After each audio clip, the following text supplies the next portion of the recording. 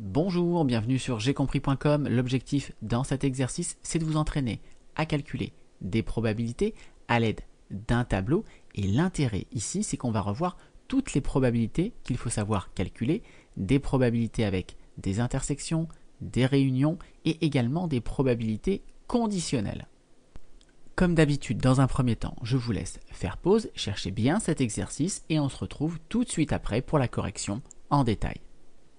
Allez, c'est parti maintenant pour la correction. Petit a, on vous demande de calculer la probabilité de l'événement M. L'événement, la souris, est un mâle.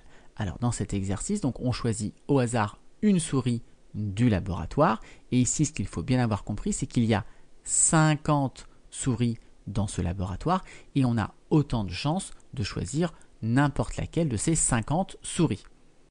Et donc pour calculer notre probabilité, on va pouvoir utiliser la formule nombre de cas favorables sur nombre de cas possibles. Et je répète, cette formule, elle ne marche que si vos issues sont équiprobables. Donc ici, il n'y a aucune raison de privilégier une souris plutôt qu'une autre. Donc on peut bel et bien appliquer cette formule. Donc allons-y, ici il y a 50 cas possibles, il y a 50 souris différentes. Et combien a-t-on de souris mâles? Eh bien en tout, le total de souris mâles c'est 18. Donc la probabilité de l'événement M c'est 18 sur 50, 18 cas favorables sur 50 cas possibles. Alors ici on pourrait laisser le résultat comme cela, on pourrait simplifier la fraction, je vous laisse également vérifier à la calculatrice qu'on obtient 0,36. Allez, on passe au petit b. Alors ici, il faut faire attention, on a une probabilité conditionnelle. C'est la probabilité d'avoir une souris mâle, sachant B, donc sachant que la souris est blanche.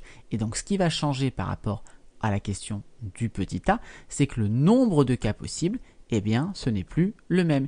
Ici, on sait qu'on va avoir une souris blanche, donc on pioche les souris parmi les 40 souris blanches. Et donc au dénominateur, eh bien j'ai 40. Alors parmi les souris blanches, combien a-t-on de souris mâles? Combien est-ce qu'on a de cas favorables? Eh bien ici on a 10 souris mâles parmi les souris blanches. Donc la probabilité d'avoir M sachant B, c'est 10 sur 40, c'est-à-dire un quart, c'est-à-dire en écriture décimale 0,25. On passe à la C, et là encore c'est une probabilité conditionnelle, c'est la probabilité d'avoir une souris grise, sachant F, donc sachant que la souris est une femelle. Donc cette fois-ci, ici, le nombre total de cas possibles, c'est 32.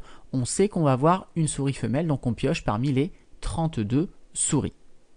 Donc 32, c'est le nombre de cas possible, et donc maintenant le nombre de cas favorables, je recherche les souris grises parmi les femelles, eh bien il y a 2 souris grises parmi les femelles. Et donc la probabilité cherchée c'est 2 sur 32.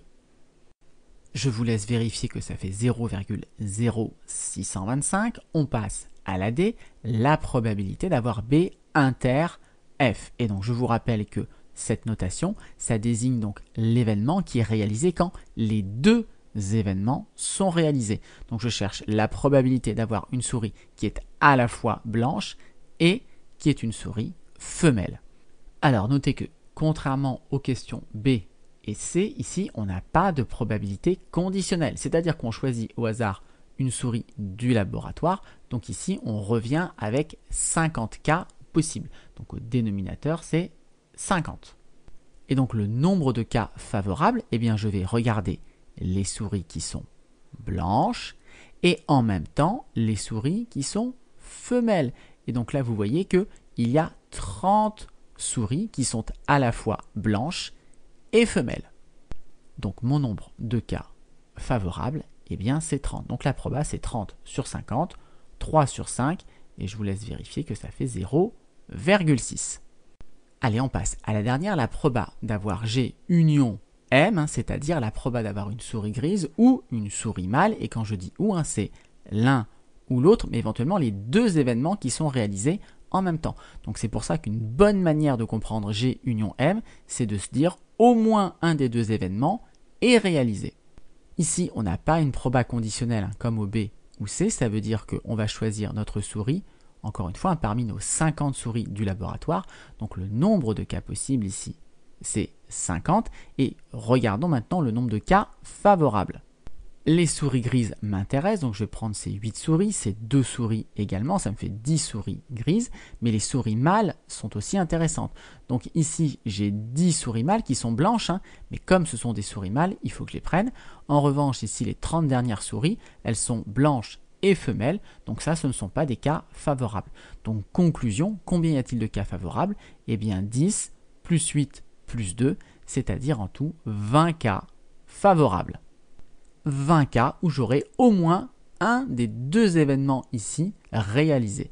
Et donc 20 sur 50, ça fait 2 sur 5 et ça fait 0,4.